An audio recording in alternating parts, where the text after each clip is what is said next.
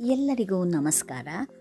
ಮಕ್ಕಳಿಗಾಗಿ ಪಂಚತಂತ್ರದ ಕಥೆಗಳನ್ನು ಈ ವಾಹಿನಿಯ ಮೂಲಕ ನಾನು ಪ್ರಸ್ತುತಪಡಿಸ್ತಾ ಇದ್ದೇನೆ.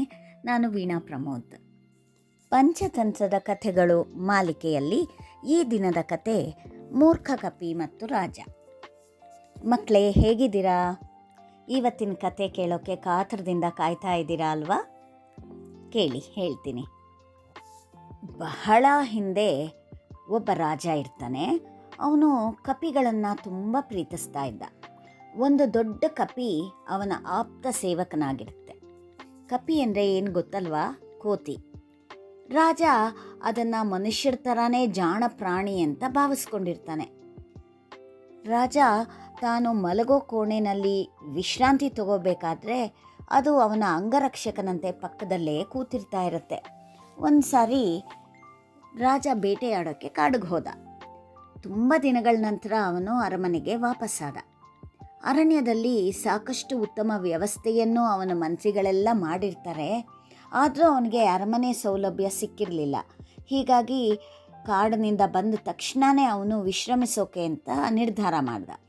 ತಾನು ನಿದ್ರಿಸಬೇಕಾದ್ರೆ ಯಾರೂ ತೊಂದರೆ ಕೊಡಬಾರ್ದು ಅಂತ ಎಚ್ಚರ ವಹಿಸೋಕೆ ಕಪಿಗೆ ಹೇಳ್ದ.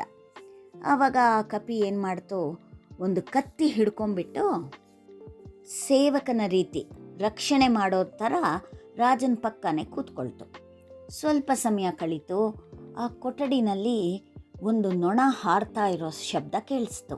ಆ ನೊಣ ಹಾರ್ತಾ ಬಂದು ನಿದ್ರಿಸ್ತಾ ಇರೋ ರಾಜನ ಮುಖದ ಮೇಲೆ ಕೂತ್ಕೊಳ್ತು.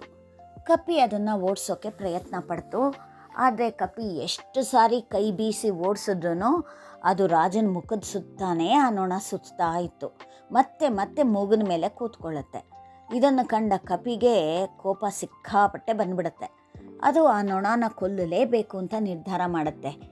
ಇನ್ನೊಂದು ಸಾರಿ ಆ ನೊಣ ರಾಜನ ಮೂಗಿನ ಮೇಲೆ ಕೂತ್ಕೊಂಡ ತಕ್ಷಣವೇ ಕಪಿ ಕತ್ತಿಯಿಂದ ಜೋರಾಗಿ ಹೊಡೆದು ಬಿಡುತ್ತೆ. ನೊಣ ಏನೋ ಹಾರೋಯ್ತು.